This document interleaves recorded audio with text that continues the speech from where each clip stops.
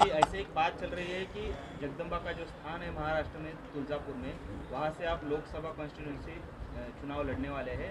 क्या आप लोकसभा चुनाव लड़ेंगे? ऐसी भी न्यूज़ है? अरे वाह, बहुत ही अच्छी बात है। यानी मुझे ही पता नहीं, आज आपने बोला है। अचानक कड़वे और तीखे लोग मुंह के लोग बर्दाश्त होंगे उनको? काली माँ, ओवैसी चलते हैं तो कालीचरण क्यों नहीं चलेंगे? वो मैं कैसे बोलूँ? वो तो लेकिन जनता आप- बतावे कैसा मुंह चाहिए। मैं उग्र स्वभाव का व्यक्ति, सत्य बोलने वाला, डिप्लोमेटिकता मुझे नहीं आती। जो सही है वही बोल रहा हूँ। लेकिन चुनाव लड़ेंगे? चुनाव लड़ाने की जिम्मेदारी लोगों की है। कड़वा और तीखा मुंह बर्दाश्त होवे क्या, यही पहले सोचो हिंदुओं। नहीं, अगर जनता ने कहा आपको लड़ने के लिए तो आप लड़ेंगे? बिल्कुल, जनता ने कहा तो टिकट कौन देवे? टिकट कौन देवे? कड़वे और तीखे मुंह वाले को टिकट कौन देवे? काली, टिकट देने की क्या जरूरत सर? आप अपक्ष भी ऐसा नहीं होता। बिना हिंदुओं के प्रबल समर्थन के बिना कोई भी सत्यवादी व्यक्ति जीत नहीं सकता। और हमारा काम हिंदू वोटर बैंक बनाना है, कट्टर हिंदू राजाओं को जिताने के लिए। राजा बनना हमारा काम नहीं, हमारा काम राजा बनाना है। यूपी में योगी आदित्यनाथ सीएम बन गए, समझो आपको अगर चांस मिला तो महाराष्ट्र के सीएम बनने का, तो चांस वांस की विचार हम करते नहीं। हतो वा प्राप्स्यसि स्वर्गं जित्वा वा भोक्ष्यसे महिं तस्मादुत्तिष्ठ कौन्तेय युद्धाय कृतनिश्चयः। युद्ध करना हमारा काम है।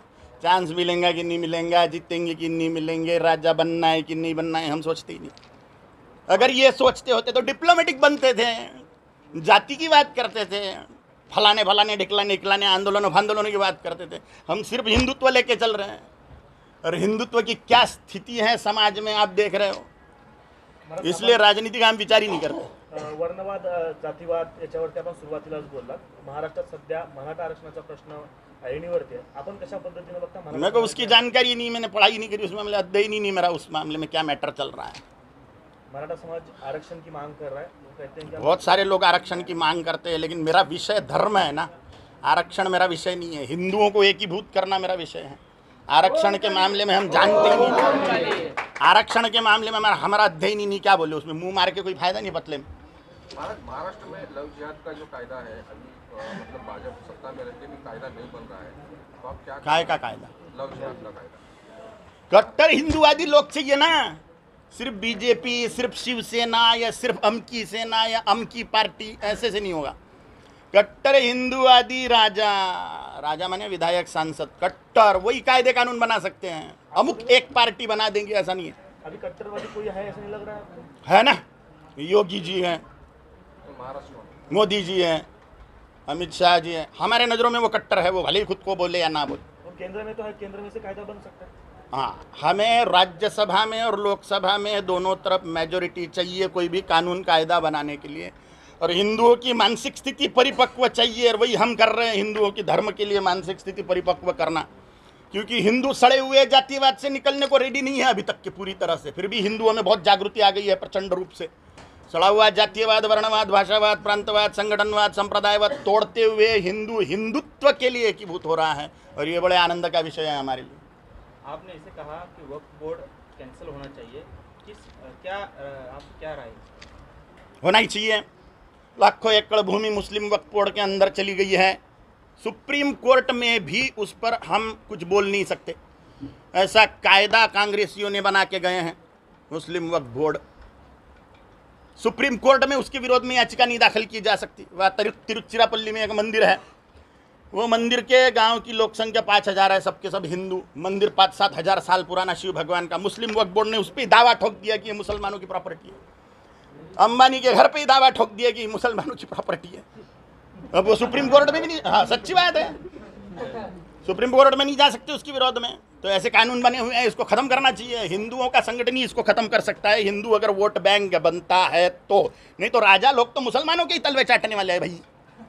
आपने कहा कि अमित शाह है, नरेंद्र मोदी है, योगी जी है, ये कट्टर हिंदुत्ववादी राजा है, मतलब हमारे मत से है, वो स्वयं बोल रहे हैं क्या? लेकिन कायदा नहीं हुआ है, तो फिर आप कैसे मानते हो उनको? बिल्कुल मानेंगे। जिसने राम को लाया है करके दिखाया भाई। हमको आशा नहीं थी हमारे जीते जी राम मंदिर देख पाएंगे हम, लेकिन जो राम को लाए हैं तो दिख गया है, दिख गया कट्टर है। और सभी हिंदुओं को हम यही बोलेंगे कि ऐसे ही लोगों को बार बार सत्ता में बिठाओ। राम मंदिर का लोकार्पण कुछ दिनों में होने जा रहा है, हाँ। आप किस तरह से देखते हैं लोगों को? बहुत ही आनंद की बात है। सभी लोगों को मैं निवेदन करता हूँ कि राम जी ने जगदम्बा का आराधन करके जो पराक्रम प्राप्त किया, राम जी की कुलदेवी काली, परशुराम जी की इष्ट देवी काली, सभी हिंदुओं ने छत्रपति शिवाजी महाराज की इष्ट देवी भवानी जगदम्बा का आराधन करते हुए हिंदवी स्वराज्य की स्थापना के लिए बढ़ते चले, सिंह बने भवानी के। यही राम जन्मभूमि के मंदिर निर्माण के उपलक्ष्य में आह्वान करता हूँ सभी हिंदुओं को।